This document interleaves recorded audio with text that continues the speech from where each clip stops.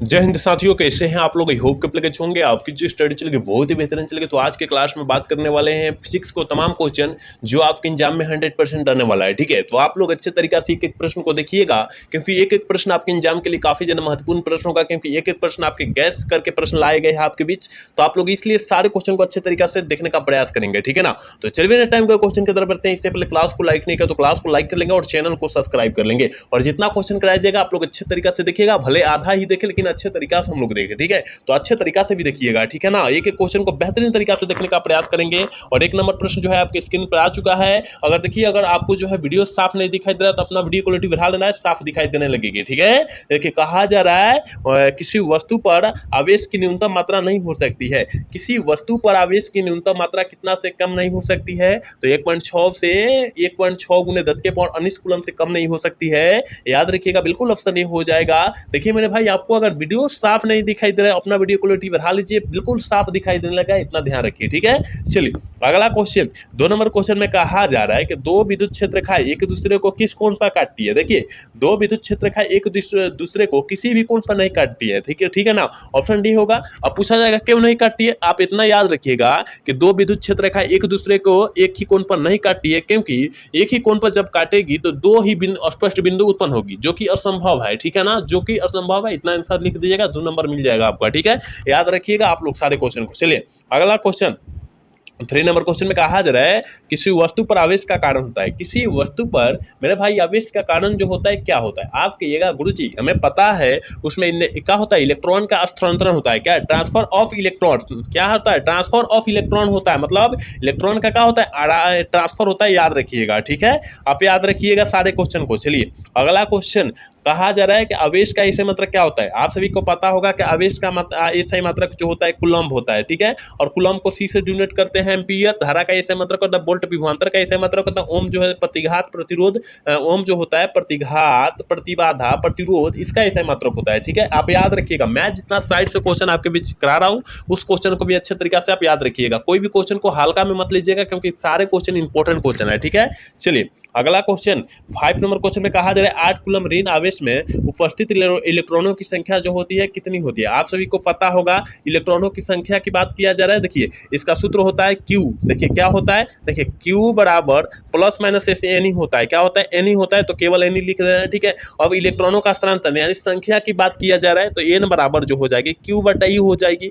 तो Q का मान कितना दिया गया है? आप कहिएगा गुरुजी हमें पता है कि 8 दिया गया है। इलेक्ट्रॉन का मान आप लोग जानते होंगे कि 1.6 गुने 10 के पावर 19 होता है, क्योंकि पहले ही क्वेश्चन में यही क्वेश्चन था कि इलेक्ट्रॉन का मान कितना होता है, 1.6 गुने 10 के पावर 19 होता है। आप सभी को पता होनी चाहिए कि जब 8 गुने अगर 16 इधर कर रहे हैं, 16 कर रहे हैं तो ऊपर चल जाएगा। पॉइंट के बाद एगो अंक है ना, यहाँ पॉइंट है और इसके बाद एगो अंक है, मतलब 6 है, तो ऊपर चल जाएगा, एगो जीरो चल जाएगा। और गुना जो हो जाएगा नीचा से जो है, यहाँ माइनस 19 है तो यहाँ प्लस में 19 चल जाएगा, ठीक है। 16 × 25 80, यानी 5 गुने 10 के पावर 19 हो जाएगा कि नहीं। 5 गुने 10 के पावर 19 दिया है वो हमारी आप, ठीक है।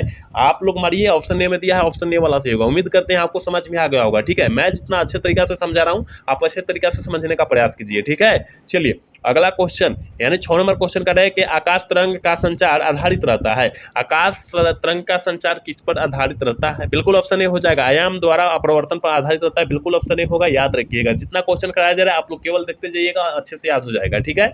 चलिए अगला क्वेश्चन, 7 नंबर क्वेश्चन में कहा जा रहा है उपग्रह संचार में विद्युत चुंबकीय तरंग का कौन सा भाग उपयुक्त होता है।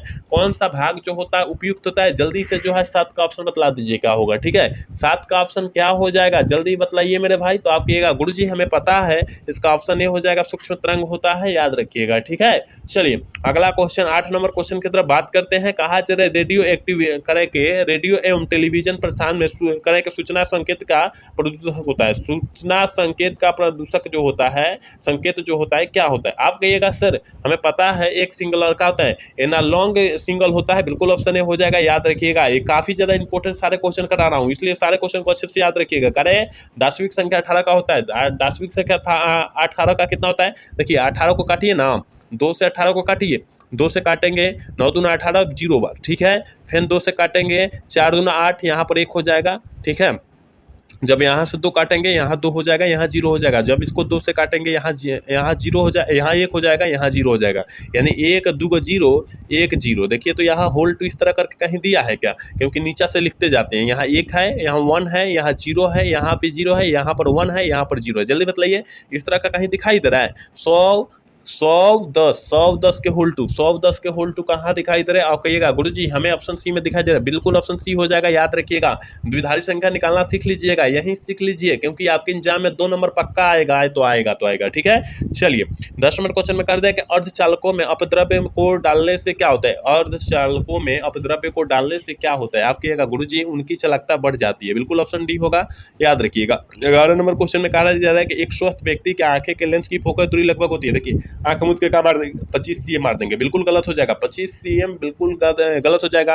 यहाँ न्यूनतम दूरी की नहीं बात किया जा रहा है, एक स्वस्थ मनुष्य की आंख की न्यूनतम दूरी की बात नहीं किया जा रहा है, फोकस दूरी की बात किया जा रहा है। 2 cm मारिए, 2 cm आंसर सही होगा, ठीक है। आप हबराई में गलत कोई भी क्वेश्चन को नहीं करेंगे, याद रखिएगा आप, ठीक है। चलिए अगला क्वेश्चन 12 नंबर क्वेश्चन क्या? प्रकाश वर्ष की किस भौतिक राशि का मात्रक होता है? प्रकाश वर्ष जो होता है दूरी का मात्रक होता है। क्या दूरी का मात्रक हो जाएगा? पूछा जाएगा कि प्रकाश का वेग का चाल होता है, प्रकाश का वेग जो होता है उसका चाल जो होता है कितना होता है? 3 × 10 के पावर 8 होता है, मीटर प्रति सेकंड होता है। आप याद रखिएगा, ठीक है।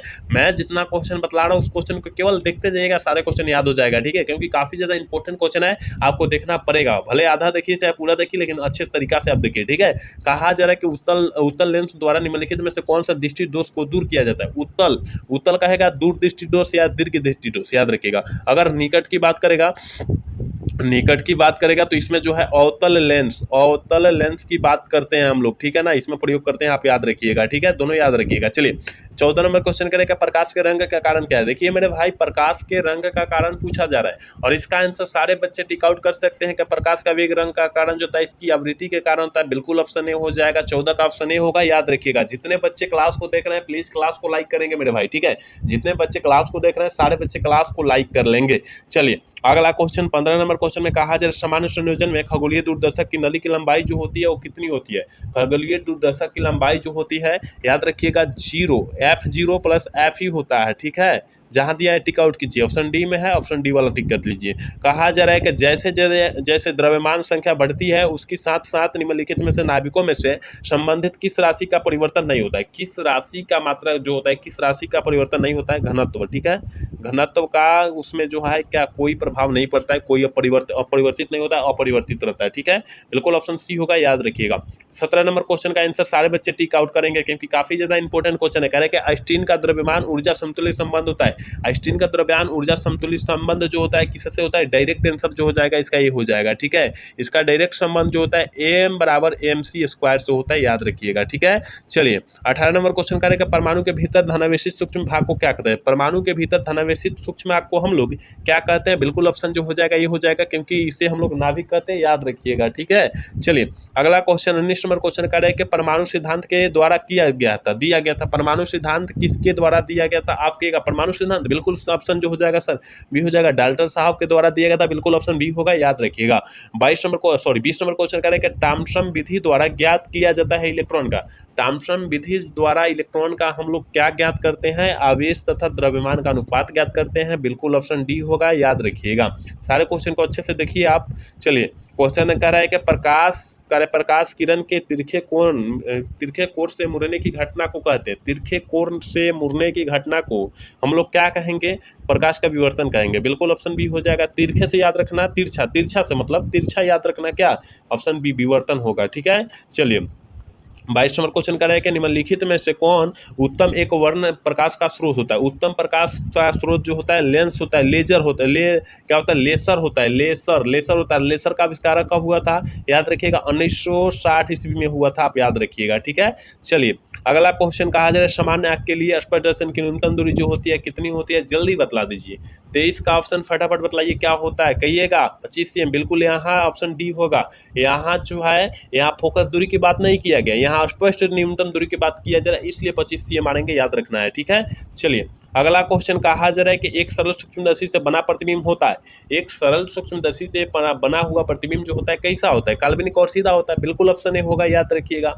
चलिए 25 नंबर क्वेश्चन का मृगम मृगम मरीचिका का कारण क्या होता है? मृगम मरीचिका का कारण जो होता है वो क्या होता है? आप कहिएगा गुरुजी प्रकाश के पुनःआंतरिक परिवर्तन होता है। बिल्कुल जो हो जाएगा 25 का ऑप्शन ए होगा, याद रखिएगा। ठीक है, अभी तक जितने बच्चे क्लास को लाइक नहीं करें, प्लीज मेरे भाई आप लोग क्लास को लाइक कर लीजिए, क्योंकि आप सभी के लिए हम लोग बहुत ज़्यादा मेहनत करते हैं, लेकिन आप लोग जो है क्लास को लाइक नहीं करते हैं। प्लीज आप लोग क्लास को लाइक कीजिए। ठीक है, चलिए अगला क्वेश्चन 26 नंबर क्वेश्चन का हीरा का अपवर्तनांक करीब कितना होता है? देखिए हीरा का अपवर्तनांक करीब 2.4 होता है। और बात किया जाए तो हीरा सबसे कठोर धातु है, सारे बच्चे को पता होना चाहिए। ठीक है ना, इसलिए जो होता है इसका अपवर्तनांक कितना होता है? 2.2 होता है। ठीक है, याद रखिएगा, करेक्ट ऑप्शन सी होगा, याद रखिए। चलिए 27 नंबर क्वेश्चन में कहा जा रहा है दो लेंस जिनकी क्षमता -15 डायप्टर है और +5 डायप्टर है, संयुक्त से करने पर संयोजन की फोकस दूरी लगभग जो हो जाएगी वो कितनी हो जाएगी? मेरे भाई आप अच्छे से याद रखिएगा। ठीक है, अच्छे से याद रखिएगा कि इसकी फोकस दूरी जो हो जाएगी वो कितनी हो जाएगी। देखते हैं, देखिए अब निकालेंगे तब ना पता चलेगा। अगर फोकस दूरी यानी P1 का मान जो हुआ है, P1 प्लस P2 का मान दिया है, यहाँ पर दिया है -15 + 5 दिया है। जब इसको घटाएंगे तो P का जो मनवा आ जाएगा कितना हो जाएगा? -10 हो जाएगा। अब यहाँ कह रहा है मेरे भाई क्या चीज़ की बात कर रहा है? फोकस दूरी की बात कर रहा है, यानी F की बात करें। हम लोग जानते हैं फोकस दूरी बराबर जो होता है 100/P होता है। तो P का मान कितना दिया है? -10 दिया है। जब काटेंगे तो -10 नहीं हो जाएगा, -10 होगा कि नहीं होगा?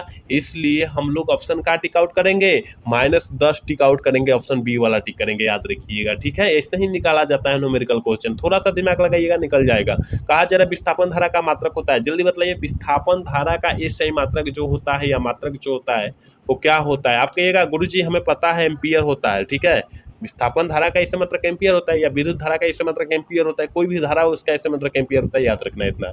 चलिए कहा जा रहा है इनमें से कौन विद्युत क्षेत्र से विक्षेपित होता है? विक्षेपित कौन होता है विद्युत क्षेत्र से? आप कहिएगा गुरुजी हमें पता है, ये जो होता है कैथोड किरण जो होता है ना, विद्युत क्षेत्र से विक्षेपित होता है, याद रखिएगा, ऑप्शन डी वाला सही होगा। और आज के क्लास के लास्ट क्वेश्चन 30 महत्वपूर्ण क्वेश्चन था और 30वां क्वेश्चन है। ठीक है, कह रहा है एक्स किरण की तरंगदैर्घ्य लगभग होती है, एक्स किरण की तरंगदैर्घ्य लगभग जो होती है वो कितनी होती है? आप कहिएगा गुरुजी एक्स के कह रहा है 1 एंगस्ट्रॉन होता है, कितना?